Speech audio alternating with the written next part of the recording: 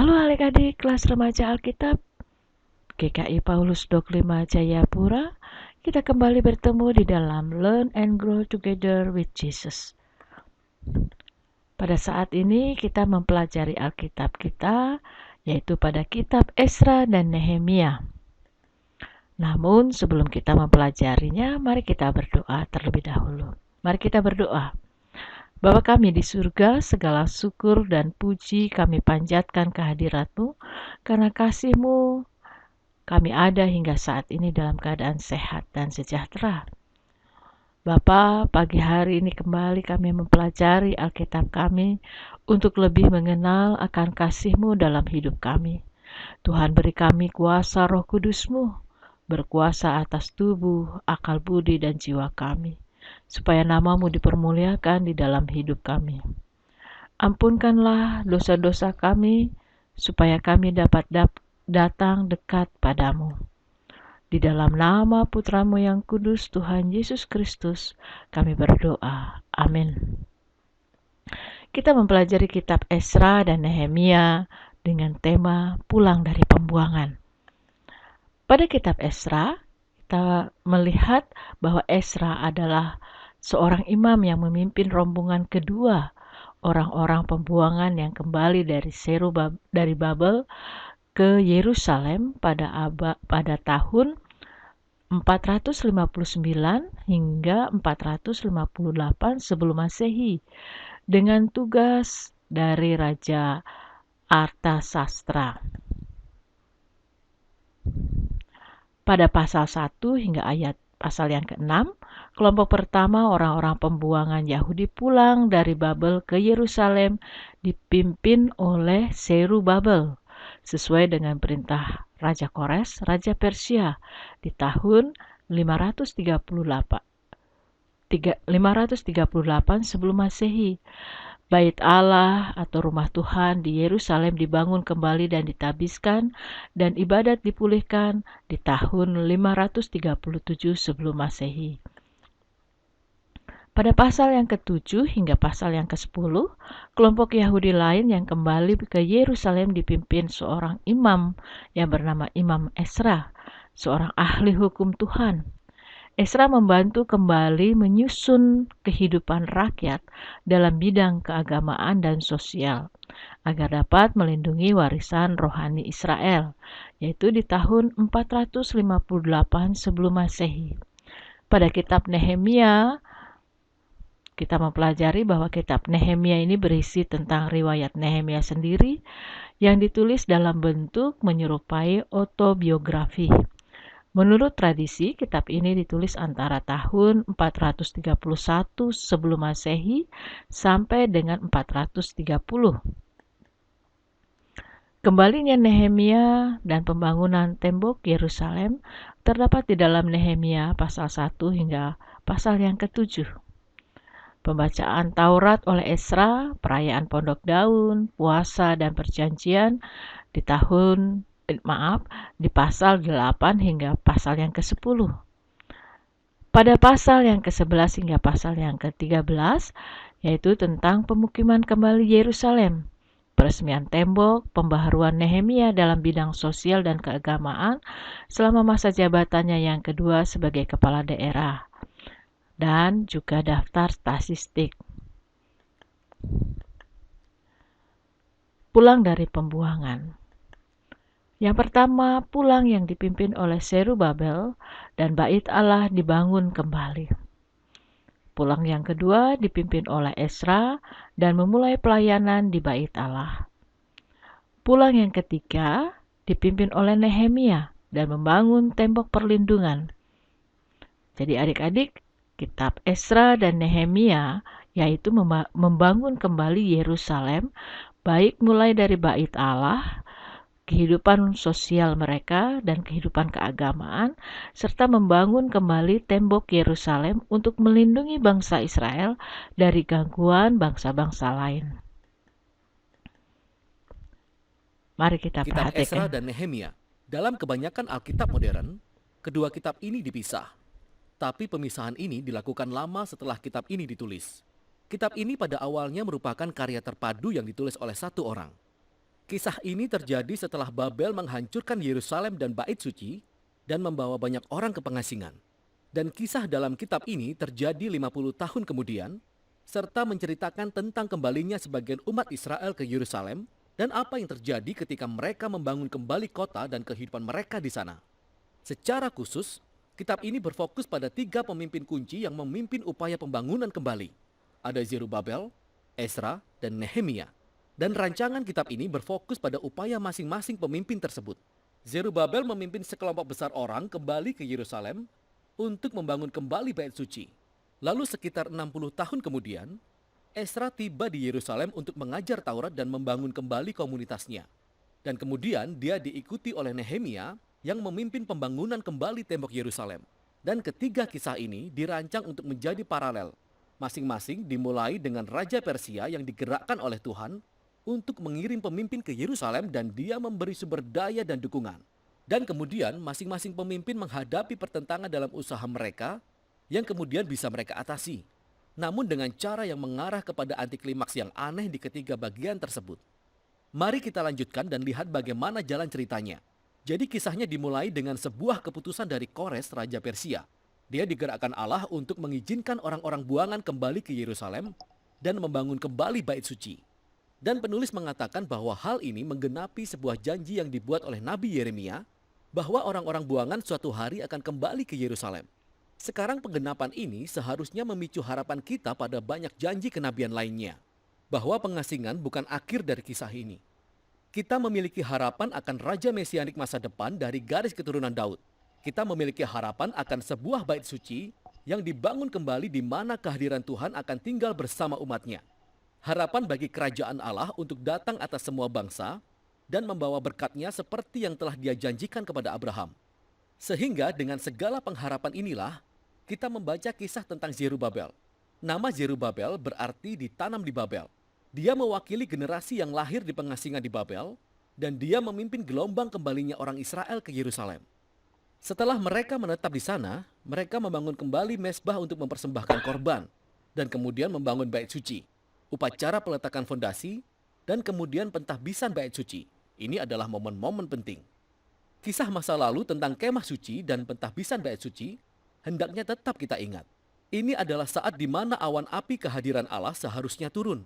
Dia tinggal dengan umatnya, namun itu tidak terjadi.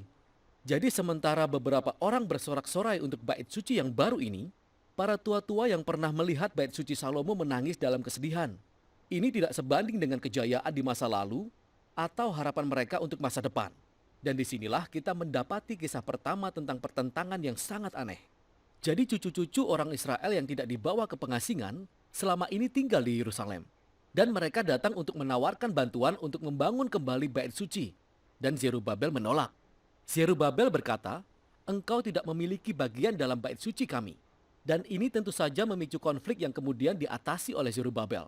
Tapi ini sangat aneh, karena para nabi mendapat penglihatan bahwa semua suku Israel akan berkumpul dengan semua bangsa untuk berpartisipasi dalam penyembahan Allah Israel ketika kerajaan Allah pada akhirnya datang. Jadi bisa dikatakan bahwa ini adalah momen antiklimaks. Di bagian selanjutnya, kita akan dibawa maju 60 tahun kemudian, dan kita diperkenalkan kepada sosok Ezra. Dia adalah seorang pemimpin di antara orang-orang Israel yang diasingkan di Babel. Dan dia adalah seorang ahli Taurat dan seorang guru Taurat. Dan oleh karena itu, dia diangkat oleh Artasasta, Raja Persia, untuk memimpin gelombang lain kembalinya orang-orang buangan ke Yerusalem. Dan Ezra ingin membawa pembaruan spiritual dan sosial di antara orang-orang itu. Harapan kita sangat tinggi. Namun lagi-lagi kita sampai pada momen antiklimaks lainnya dalam kisah ini. Ezra mendapati bahwa banyak orang Israel yang diasingkan yang telah kembali, telah menikahi orang-orang bukan buangan yang selama ini tinggal di sekitar Yerusalem. Sebagian dari mereka bukanlah orang Israel, dan sebagian lagi adalah orang Israel. Lalu Ezra mengumumkan perintah dari Taurat bahwa bangsa Israel harus kudus dan terpisah dari orang Kanaan kuno. Dan kemudian dia mengatakan bahwa orang-orang yang tinggal di sekitar Yerusalem sama saja seperti orang Kanaan. Mereka akan merusak orang-orang buangan. Jadi Ezra menaikkan doa pertobatan, dan ini sangat menyentuh hati. Tapi kemudian, dia mengumpulkan semua pemimpin dan memberlakukan peraturan perceraian yang mengatakan semua perkawinan ini harus dibatalkan. Para wanita dan anak-anak diusir. Dan kemudian, Peraturan tersebut hanya dijalankan sebagian setelah diterimanya daftar beberapa pria yang menceraikan istri mereka. Kisah ini sangat aneh untuk beberapa alasan. Pertama-tama, Allah tidak pernah memerintahkan Esra untuk melakukan semua ini, namun pemimpin-pemimpin Yerusalemlah yang membuat Esra membuat peraturan ini. Kedua, Nabi Maleaki yang hidup pada zaman yang sama mengatakan bahwa orang-orang buangan harus menjaga kemurnian. Namun dia juga mengatakan bahwa Tuhan menentang perceraian. Dan karena itu, beragam dampak dari keputusan ini sesuai dengan pola penutup anti klimaks yang aneh, yang membawa kita ke bagian selanjutnya tentang Nehemia. Dia adalah seorang pejabat Israel yang melayani di pemerintahan Persia. Dan ketika dia mendengar tentang kerusakan tembok Yerusalem, dia berdoa dan kemudian mendapatkan izin dari Raja Persia, Artasasta, untuk pergi dan membangun kembali temboknya. Raja bahkan memberi mereka pengawal bersenjata dan semua sumber daya. Jadi setelah tiba di Yerusalem, dia memulai proyek pembangunan. Dan dia juga menghadapi pertentangan dari orang-orang yang telah tinggal di sekitar Yerusalem. Sekali lagi, kita menghadapi ketegangan dalam kisah ini. Nabi Zakaria yang hidup pada zaman yang sama mengatakan bahwa Yerusalem baru kerajaan Allah akan menjadi kota tanpa tembok. Hadirat Allah akan melingkupinya sehingga orang-orang dari segala bangsa akan datang dan bergabung dengan umat perjanjian. Tetapi Nehemia nampaknya bertindak dengan visi yang berlawanan. Dia memberitahu orang-orang di sekitar Yerusalem bahwa mereka tidak memiliki bagian di Yerusalem. Dan ini tentu saja memicu permusuhan di antara mereka. Dan Nehemia menjalankan visinya untuk Yerusalem dengan integritas dan keberanian. Mereka harus membangun kota dengan penjagaan bersenjata untuk melindungi mereka. Kita terus bertanya-tanya, bisakah semua konflik ini ditangani dengan cara yang berbeda? Ini semua membawa kita pada kesimpulan dari kitab ini yang terdiri dari dua bagian. Pertama-tama positif dan kemudian negatif. Esra dan Nehemia menggabungkan kekuatan untuk menghasilkan pembaruan spiritual di antara kaum Israel. Mereka mengumpulkan semua orang buangan bersama-sama untuk sebuah perayaan. Mereka membaca dan mengajarkan Taurat kepada semua orang selama 7 hari. Dan kemudian mereka merayakan pesta kuno Pondok Daun untuk mengingat kesetiaan Allah. Mulai dari perjalanan keluar dari Mesir dan perjalanan di padang gurun. Kemudian mereka menaikkan doa pengakuan dosa. Mereka bersumpah untuk memperbarui perjanjian, menaati semua perintah Taurat, dan mereka mengakhirinya dengan perayaan besar atas bait suci, tembok Yerusalem. Dan kita berpikir ini bisa menjadi titik balik, tapi ternyata tidak. Kitab ini berakhir dengan sebuah kekecewaan yang mendalam. Nehemia berkeliling kota dan dia menemukan bahwa orang-orang belum memenuhi sumpah perjanjian mereka. Jadi usaha Zerubabel gagal, karena ia menemukan bait suci terbengkalai dan dikelola oleh orang-orang yang tidak cakap. Kemudian dia menemukan bahwa usaha Esra terancam gagal. Dia menemukan bahwa semua orang melanggar Taurat. Orang-orang bekerja pada hari Sabat, dan bahkan pekerjaannya di tembok Yerusalem dilibatkan. Karena orang-orang mendirikan pasar di sekitar tembok Yerusalem dan bekerja pada hari Sabat. Dan Nehemia menjadi sangat murka. Dia memukuli orang-orang. Dia menarik rambut mereka dan berteriak, "Taatilah perintah Taurat." Kata-kata terakhirnya adalah sebuah doa. Kiranya Tuhan akan mengingatnya karena setidaknya dia sudah mencoba. Dan kitab ini berakhir. Maksud saya ini sangat aneh. Tapi kita sudah siap untuk itu kan? Momen-momen anti klimaks ini secara sengaja dirangkai di dalam rancangan kitab ini. Jadi, ini menimbulkan pertanyaan. Apa sih kontribusi kitab ini bagi alur cerita Alkitab? Ingatlah bahwa kitab ini dimulai dengan membangkitkan harapan kita dan janji nubuatan tentang Mesias, bait suci, kerajaan Allah, dan kemudian tidak satu pun yang terjadi. Jadi meskipun sekarang bangsa Israel kembali ke tanah perjanjian, keadaan spiritual mereka nampaknya tidak berubah sejak sebelum pengasingan. Dan meskipun Esra dan Nehemia sudah melakukan usaha terbaik mereka, namun reformasi politik dan sosial mereka di antara kaum Israel tidak menyoroti masalah yang mendasar dengan hati mereka. Jadi apa yang ditunjukkan kitab ini adalah kebutuhan yang sama yang disoroti oleh Nabi Yeremia dan Yehezkiel. Apa yang dibutuhkan oleh umat Allah adalah transformasi hati yang menyeluruh jika mereka ingin mencintai dan mematuhi Allah mereka. Jadi kitab ini berakhir dengan sebuah kekecewaan. Ya, tapi itu memaksa kita untuk terus membaca kitab hikmat dan kitab nubuatan untuk mencari tahu apa yang akan dilakukan Allah untuk menggenapi janji perjanjiannya yang besar. Tapi untuk sekarang, itulah isi kitab Esra Nehemia.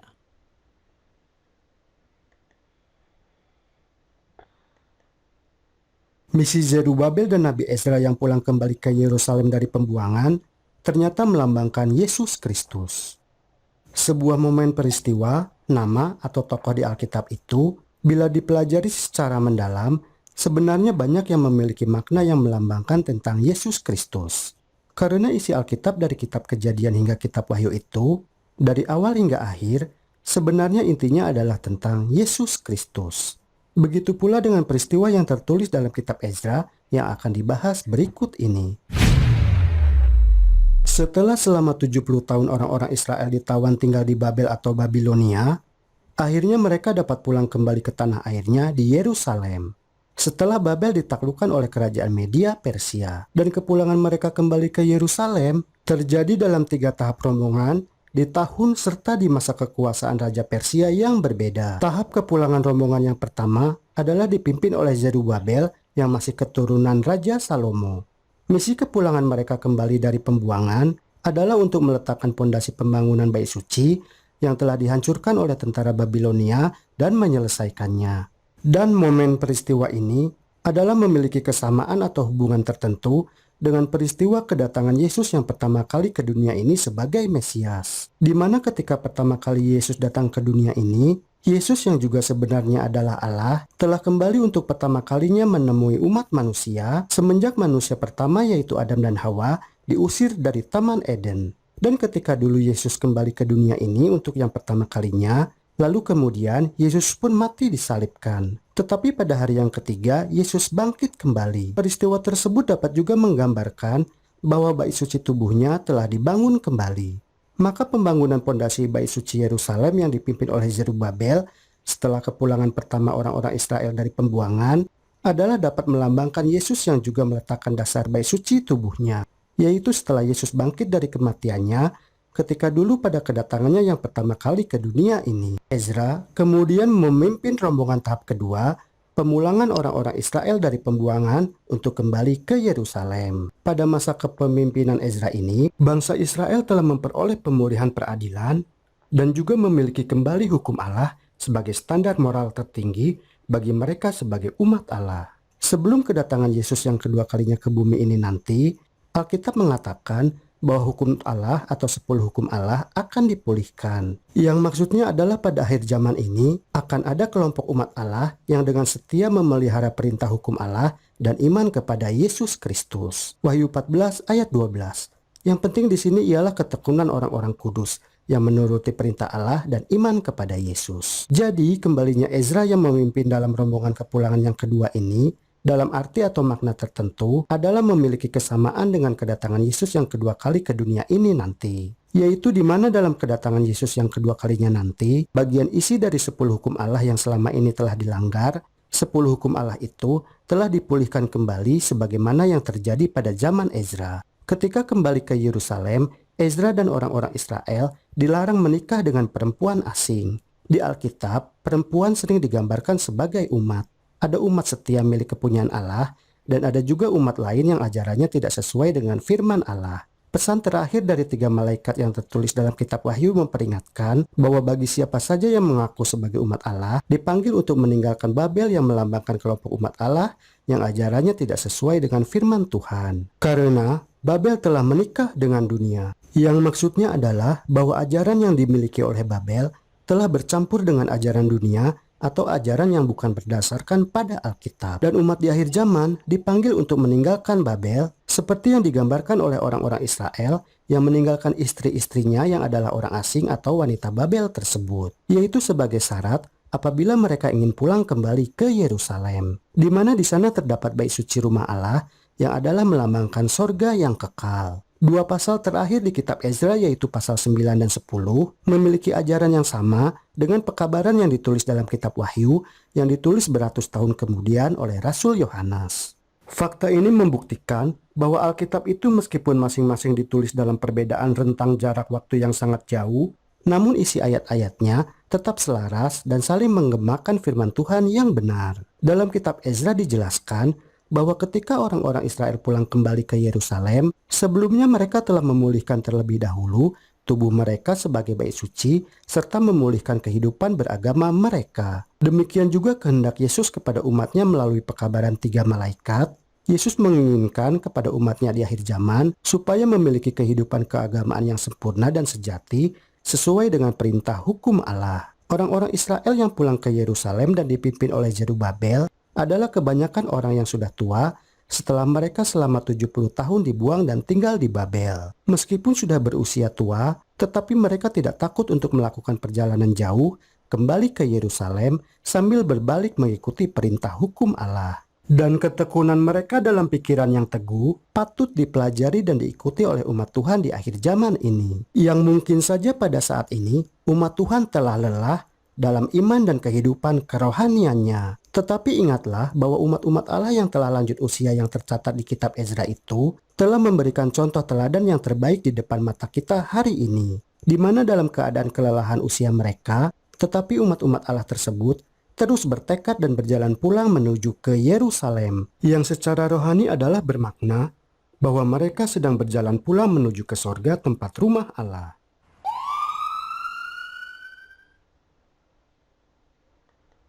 Misi Zerubabel dan Nabi Ezra yang pulang kembali ke Nabi Nehemia. Siapakah dia? Apa yang dapat kita contoh dari Nabi Nehemia? Kitab Nehemia sama dengan kitab Daniel yang isi ayat-ayatnya diawali dengan kisah kabar buruk. Nehemia adalah tawanan bangsa Persia, dan Nehemia bekerja melayani di istana Susan di kerajaan Persia sebagai salah seorang juru minuman raja. Pada zaman itu, jabatan sebagai juru minuman bisa menjadi orang yang sangat berpengaruh.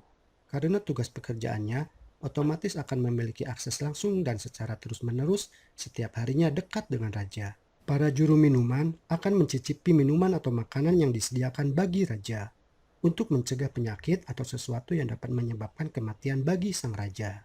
Menurut Herodotus, sang sejarawan yang bergelar sebagai bapak sejarah dan berasal dari Yunani, bangsa Persia sangat menghormati juru minuman dan mereka dianggap sebagai seorang pejabat tinggi. Suatu hari, Nehemia memperoleh kabar buruk dari Hanani dan beberapa orang Yehuda yang datang ke Puri Susan, tempatnya bekerja. Hanani adalah saudara atau punya hubungan keluarga dengan Nehemia, atau mungkin juga saudara dalam artian sama-sama sebagai orang Israel. Percakapan Nehemia dengan Hanani kemungkinan besar terjadi antara pertengahan bulan November dan atau Desember tahun 445 sebelum Masehi, yaitu terjadi sekitar 13 tahun setelah Nabi Ezra memimpin kelompok atau rombongan kedua orang-orang Israel yang ditawan di negeri Persia untuk kembali ke Yerusalem. Kepulangan Nabi Ezra beserta rombongan adalah atas restu Raja Artasasta I yang mendukung untuk membangun kembali kota Yerusalem yang telah dihancurkan oleh bangsa Babilonia. Bangsa Babilonia sebelumnya telah menjajah dan menawan orang-orang Israel yang kemudian bangsa Babilonia ditaklukkan oleh bangsa Persia. Hanani melaporkan bahwa situasi di Yerusalem sangat buruk. Orang-orang Israel belum dapat membangun kembali kota Yerusalem yang telah dihancurkan oleh bangsa Babilonia. Para musuh yang berada di sekitar daerah bangsa Israel dan juga orang Samaria telah menghancurkan tembok-tembok kota sehingga menjadikan kota Yerusalem tidak berdaya dan sunyi sepi. Apalagi Raja Artasasta yang dulu mendukung pembangunan kembali kota Yerusalem, tetapi kini telah menghancurkan harapan orang-orang yang kembali ke Yerusalem dengan menghentikan kemajuan pembangunan kota itu setelah ada protes dari orang-orang di seberang sungai Efrat. Juga sekalipun bait suci Yerusalem telah selesai dibangun kembali, tetapi itu belum berfungsi dengan semestinya, karena orang-orang yang dibutuhkan untuk pelayanan di bait suci tidak sanggup untuk hidup di Yerusalem karena situasinya belum kondusif. Kabar tentang situasi tersebut sangat membuat hati Nabi Nehemia tertekan, karena bangsa Yahudi belum dapat memuliakan Allah meskipun mereka telah kembali untuk tujuan tersebut. Bahkan orang-orang Yahudi mengabaikan bait suci rumah Allah dan kota suci akibat adanya rasa takut terhadap tekanan dan juga musuh. Dan inilah reaksi Nehemia yang dapat kita contoh dalam kehidupan kita ketika menghadapi situasi yang sangat menekan jiwa. Yang pertama, Nehemia berpaling dengan hati dan pikirannya memandang kepada Allah. Yang kedua, Nehemia tidak mengeluh dan menuduh bahwa orang-orang Yahudi kurang iman atau menganggap mereka sebagai pengecut. Yang ketiga, Nehemia hanya berlutut dan mulai berdoa serta berpuasa. Doa Nehemia memiliki komposisi atau susunan yang indah dan berurutan, yaitu dengan menceritakan kebesaran Allah, mengakui keberdosaan mereka, lalu diakhiri dengan teriakan minta tolong. Yang secara struktur dapat diistilahkan dengan doa 4P, yaitu pujian kepada Allah, pengakuan dosa, pengucapan syukur, permohonan. Inilah ucapan ringkas urutan doa Nehemia. Ya Tuhan, Engkau maha besar dan berkemurahan. Dengarkanlah aku, pengakuan dosa. Ingatlah janji-janjimu. Engkau telah membebaskan kami. Dengarkanlah aku. Allah menjamin kemakmuran dan belas kasihan. Doa Nehemia itu menyerupai doa Daniel dalam kitab Daniel pasal 9. Dan mungkin saja Nehemia telah akrab dengan doa itu. Nehemia tidak memulai doa dengan teriakan minta tolong. Tetapi doanya lebih dulu diawali dengan menyatakan kebenaran tentang siapa Tuhan yang maha besar dan mengagumkan. Waktu kita bukanlah waktu Tuhan. Tuhan maha tahu waktu yang tepat untuk menjawab doa-doa kita. Doa Nehemia baru dijawab oleh Tuhan pada bulan Nisan atau sekitar bulan April tahun 444 sebelum Masehi, yaitu setelah 4 bulan Nehemia mendengar kabar buruk tentang keadaan Yerusalem dari Hanani dan orang-orang Yehuda. Dan selama 4 bulan tersebut, Nehemia terus-menerus berdoa dan berpuasa hingga doanya dijawab oleh Tuhan. Lalu Tuhan menjawab doa Nehemia dengan menggerakkan hati Raja Artasasta I untuk mendengarkan penjelasan Nehemia. Akhirnya, sang raja mengutus Nehemia untuk menjadi gubernur di wilayah Yudea dan memimpin orang-orang Yahudi yang ditawan di Persia untuk pulang ke tanah airnya, yang merupakan rombongan kepulangan yang ketiga. Melalui Nehemia, Raja Persia mengirim surat kepada Sanbalat orang Horon dan Tobia orang Amon, yaitu pejabat tinggi daerah di seberang sungai Efrat, untuk membantu dan membuka jalan bagi apa yang akan dikerjakan oleh Nehemia.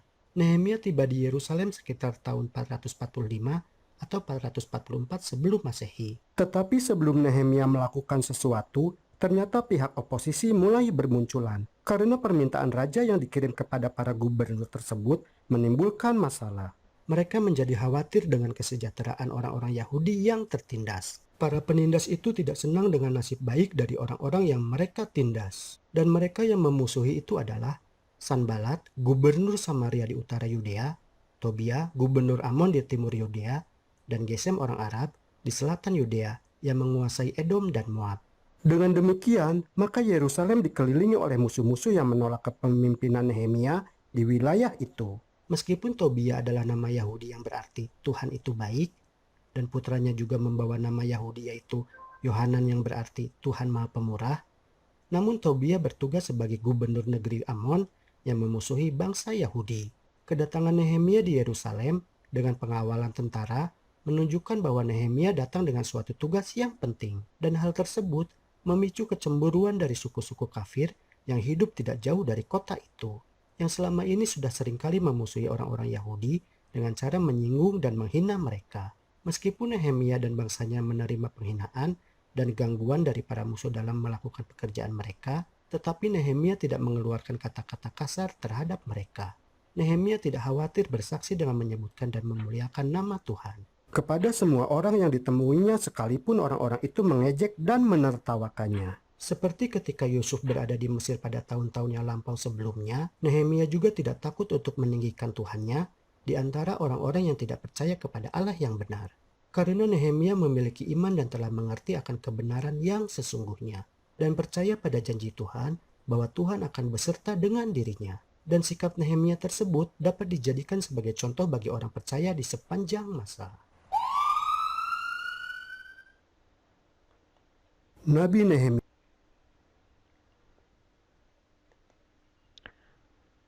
Kesimpulan, bagaimana membangun jemaat Tuhan? Yang pertama, dahulukanlah ibadah dalam hidupmu. Zerubabel membangun bait Allah mengungkapkan bahwa perlunya kita membangun komunikasi dengan Tuhan dalam pemulihan hidup sebagai gambar dan rupa Allah.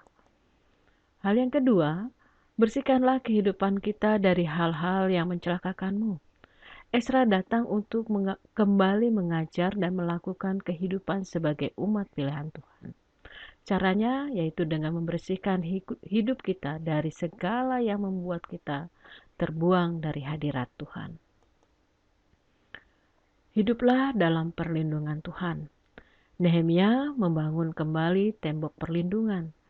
Hiduplah dalam perlindungan Tuhan berarti mau menjaga kekudusan dan keselamatan yang diberikan oleh Tuhan.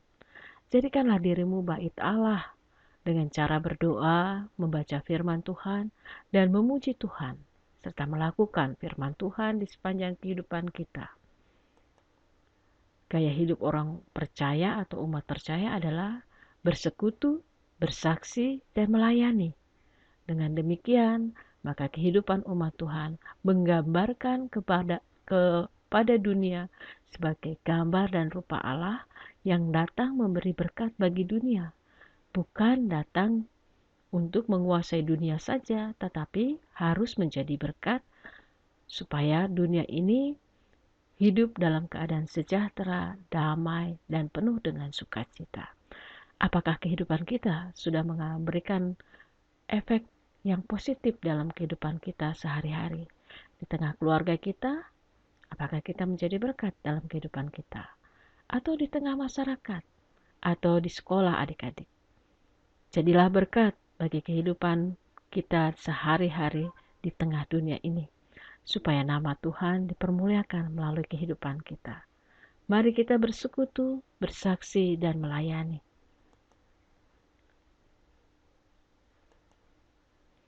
Mari kita berdoa untuk menutup pertemuan kita pada hari ini. Terima kasih atas penyertaan-Mu Bapa. Karena kasih-Mu, kami dapat mempelajari Alkitab kami. Kami menyadari bahwa hidup kami seringkali tidak sesuai dengan kehendak-Mu. Tapi kami percaya Engkau mengasihi kami. Kalau Zerubabel, Esra, dan Nehemia dapat kembali membangun bait Allah dan tembok perlindungan, kami yakin Tuhan Yesus mau tinggal dalam hidup kami dan bertahta dalam hidup kami ini. Sebab tanpa hal itu kami tidak dapat hidup dengan tenang dan sejahtera hingga saat ini. Tinggallah tetap bersama kami, kuatkan iman kami dan perbaharui akal budi kami, agar kami seturut kehendak-Mu. Di dalam nama Tuhan Yesus Kristus, kami berdoa. Amin. Mari kita memuji nama Tuhan.